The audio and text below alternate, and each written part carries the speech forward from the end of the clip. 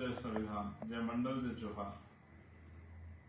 और आज का जो विशेष लाइव है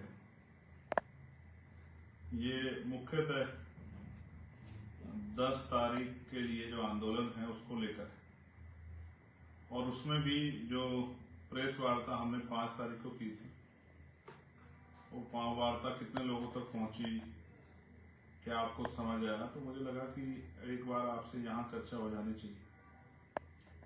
तो उसलिए लाइव जो है मैंने किया कि ये एक ऐसा माध्यम है आज सोशल मीडिया कि ये सभी गांव तक है, सभी घरों तक है, क्योंकि आज सब घर में इस तरह के फोन अवेलेबल हैं कि जिन फोन के जरिए जो है हम लोग यूट्यूब, इंस्टाग्राम, फेसबुक या बहुत सारे ऐसे ऐप हैं जिन पर हम आके अपनी बात को रख सकते हैं। तो मुझे लगा कि हर तरह के साधनों का प्रयोग करके हमें कोशिश करनी चाहिए कि हमारी बात जो है वो आप तक पहुंचाए। उसी को लेके जो है आज की ये लाइव हम लोगों ने किया कि भाई जिन लोगों तक बात नहीं है उन लोगों तक बात जाए। तो पुनः अपनी बात को शुरू करते हुए मैं दुनिया में जन्मे सभी संतों, गुरुओं और महापुरुषों को नमन करता हूँ, और नमन वंदन इसलिए करता हूँ कि उनका योगदान है हमारे जीवन में। उन्होंने संघर्ष किया है, उन्होंने त्याग किया है, उन्होंने समर्पण दिखाया है और उन्होंने पूरा जीवन हमारे लिए जिया है, इसलिए मैं उनको याद करता हूँ। जिनमें महामानव तथागत बुद्ध से लेके जगत गुरु सतगुरु रविदास जी, भगवान वाल्मीकि महाराज, गुरु नानक देव, संत कबीर, गुरु घासीदास, नारायणा गुरु, उनके बाद जो है जो सामाजिक परिवर्तन के हमारे योद्धा हुए हैं, राष्ट्रपिता ज्योतिबा फूले, साहू जी महाराज, डॉक्टर बाबा साहब अम्बेडकर, पेरियार यादव, ईवी पेरियार रामानायकर स्वामी, बाबू जगदेव प्रसाद कुशवाहा, जननायक कपूरी ठाकुर, कोतवाल धन सिंह गुर्जर, महाराजा बिजली पासी, मान्यवर दीना माना वाल्मीकि, बाबू सिद्धदयाल चौरसिया, संतराम बी प्रजापति, मामना राम सुख वर्मा जी, चौधरी महाराज सिंह भारती, मान्यवर साहब श्री काशीराम, और सभी जो है उन क्रांतिकारी साथियों को भी याद करता हूं जिनका देश की आजादी में योगदान है। प्यारे साथियों, मैं लगातार घटनाओं पे अपनी ट्वीट के माध्यम से अपनी बात रखता रहता हूं, लोगों को कोशिश करता रहता हूं कि लोग उस बात को समझें, और सरकार से भी जवाब मांगता रहता हूं। लेकिन मैं समझता हूं लोकतंत्र में ये सिर्फ काफी नहीं। लोकतंत्र में जब तक आप सत्ता में बैठी सरकारों की नींव नहीं हिलाओगे तब तक बात नहीं बनेगी। तो हमने तय किया है, क्योंकि पिछले कुछ दिनों में जो बाढ़ आई है, अन्य अत्याचार की जो बाढ़ आई, चाहे वो मथुरा की घटना हो, चाहे वो मेरठ की घटना हो, चाहे बुलंदशहर की घटना हो, चाहे जलालाबाद की घटना हो, चाहे मुरादाबाद की घटना हो, या अन्य प्रदेशों तमिलनाडु में बुलेट चलाने पर हाथ काटने वाली घटना हो, या सामाजिक बहिष्कार की घटना हो, या मार कर लटकाने की घटना हो, और जिस तरह से सामाजिक अत्याचार के बाद जो है धार्मिक तौर पर जिस तरह का जुल्म हो रहा है बौद्धिस्टों पे, वो वहां आंदोलन कर रहे हैं बोध गया में, उनकी कोई सुनवाई नहीं हो रही है कि इस अतिक्रमण को हटा दो। फिर जैनों पे गिरनार में, फिर ईसाइयों पे देश भर में, मुसलमानों पे उनके जो है धार्मिक स्थलों पे, ये सब भी आपके सामने है। ऐसे में मेरे मन में ये इच्छा जागी कि भाई साथियों चर्चा करने के बाद कि अब इस अन्याय का जवाब सरकारों से मुख्यालयों पे जाके मांगना पड़ेगा। और एक बात मैं जो आपसे दोहरा रहा हूं, ये जो घटनाएं हो रही है इस पे बाबा साहब अम्बेडकर का बड़ा कंसर्न था। वो ये सोचते थे कि उन्होंने, आपको याद होगा गोलमेज कॉन्फ्रेंस, और गोलमेज कॉन्फ्रेंस के बाद जो है कम्युनल अवार्ड और कम्युनल अवार्ड में एक चीज जो बहुत इंपॉर्टेंट है, जिस पर अगर आप गौर करोगे, दो चीजें, एक पहली अब बता रहा हूं, उसके बाद की तत्काल। पहली ये कि उसमें दो चीजें थी, एक थी सेपरेट इलेक्टेड और एक सेपरेट सेटलमेंट। ये दो चीजें बहुत इंपॉर्टेंट है। फिर इस बात को जब संविधान को सौंपा तो भी उन्होंने इस बात को, बाबा साहब अम्बेडकर ने इस बात कहा कि आज हम जो संविधान को सौंप रहे हैं तो इससे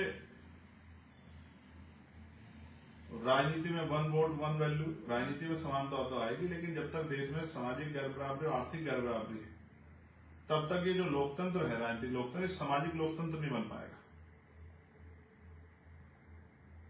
उन्होंने इस बात को कहा कि आज हम विरोधाभास की जिंदगी में कदम रख रहे हैं और वो विरोधाभास आज तक भी है।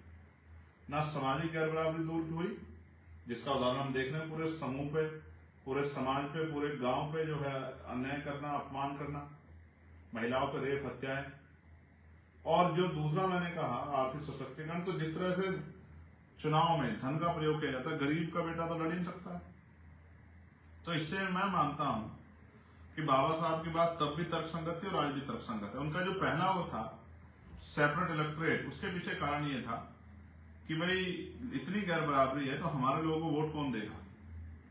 तो जबकि वो अधिकार नहीं मिला तो पृथक निर्वाचन क्षेत्र उन्होंने कहा था कि हमें मिलने चाहिए, लेकिन उस पर फिर जो है पूना पैक्ट हुआ और हमें आरक्षण का लाभ, आरक्षण मिला, ज्यादा सीटें मिली, लेकिन वास्तविक प्रतिनिधित्व नहीं मिले। जो प्रतिनिधि है वो वास्तविक नहीं मिला। प्रतिनिधित्व तो मिला हमें कि हमारी 131 सीटें एससी एसटी की, लेकिन वास्तविक प्रतिनिधि कितने हैं जो पार्लियामेंट में, असेंबली में अपने समाज के लिए बोलते हैं, अपने समाज के को ज्यादा करीब होते हैं, अपनी पार्टी कम करीब होते हैं। एक दूसरा जो सेपरेट सेटलमेंट था, तो आज मैं जब उसको स्टडी कर रहा था कि भाई ये बातें क्यों रोकी जा रही है, हिंसा क्यों हो रही है, तो मुझे समझ आया कि अगर हमारा जो क्षेत्र जो है वो सेपरेट कर दिया जाता, जहां हमारी बस्तियां होती, तो उससे सबसे बड़ा लाभ ये होता कि ये जो जाति के आधार पे अन्याय, हिंसा हमारे साथ हो रही है, अपमानित जो किया जा रहा है आज, ये बंद हो जाता।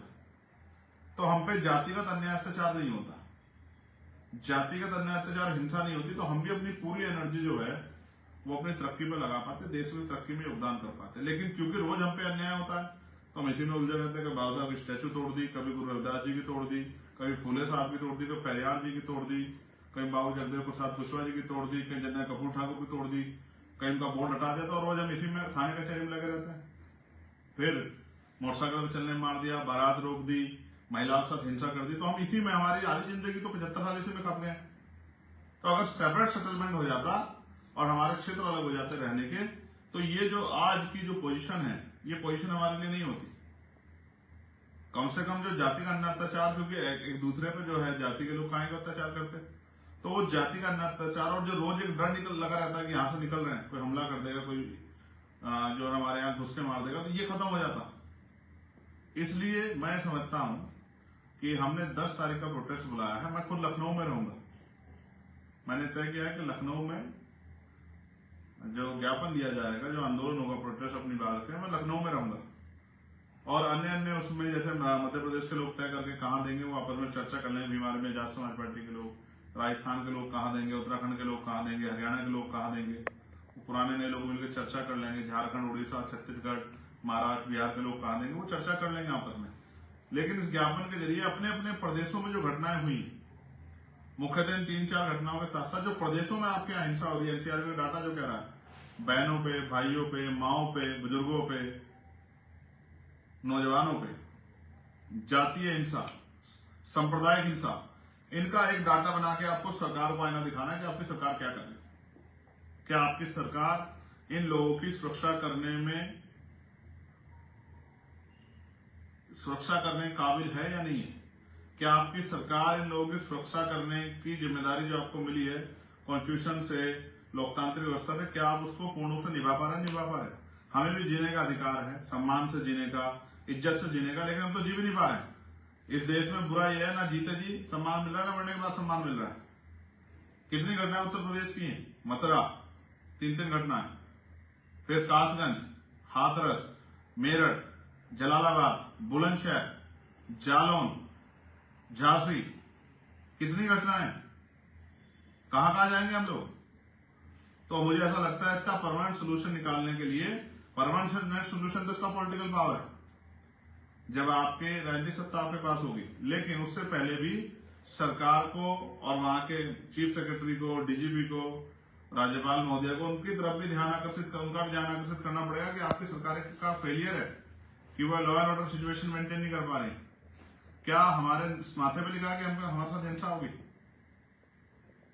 इसलिए मैं आप सबसे अपील करता हूं कि आप सब लोग अपने अपने प्रदेशों में अपना जो है जिम्मेदारी अदा करें और अपने अपने प्रदेशों में ज्ञापन व्यवस्था में, आंदोलन संघर्ष व्यवस्था में शामिल हो और संघर्ष को कामयाब बनाए। और मैं जो लोग लखनऊ आ रहे हैं उनसे भी कहूंगा, अनुशासन में आप लोग मन में संकल्प लेकर लखनऊ आए कि हमें अपनी संख्या बल को दिखाकर सरकार को ये चेतावनी देनी है कि सरकार जो अन्य अत्याचार थानों के जरिए हो रहा है, पुलिस जिस तरह लापरवाही कर रही है, या सामंती व्यवस्था के लोग या मनुवादी व्यवस्था के लोग जो हम पे हमला करें, इन पर कार्रवाई करें।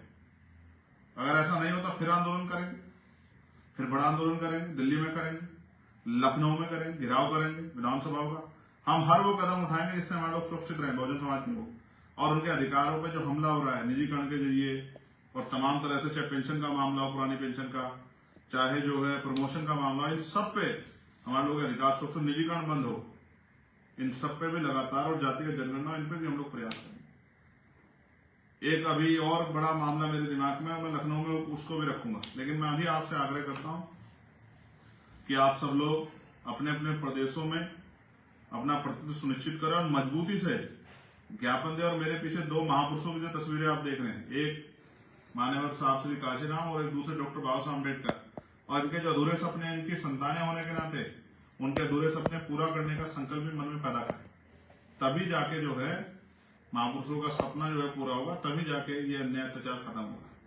मैं आप सबको बधाई देता हूं और अपेक्षा करता हूं कि आप सभी अपने प्रदेशों में मजबूती से ज्ञापन देकर सरकार का ध्यान आकर्षित करेंगे, केंद्र सरकार का भी और राज्य सरकारों का भी। सरकार किसी की हो, चाहे कांग्रेस की सरकार हो, भाजपा की हो, किसी और की सरकार हो, जहां जहां हमारे लोग हैं वो अपने अपने प्रदेशों में मजबूती से ज्ञापन दे। बंगाल वाले टीएमसी की सरकार को दें, हिमाचल वाले कांग्रेस को दें, तेलंगाना और कर्नाटका वाले वो कांग्रेस गवर्नमेंट को दें, और जो दिल्ली में, यूपी में, उत्तराखंड में, मध्य प्रदेश में है, राजस्थान में, वो भाजपा सरकार को दे। सारी सरकारों में मार पड़ रही है, मैं किसी की सरकार हो।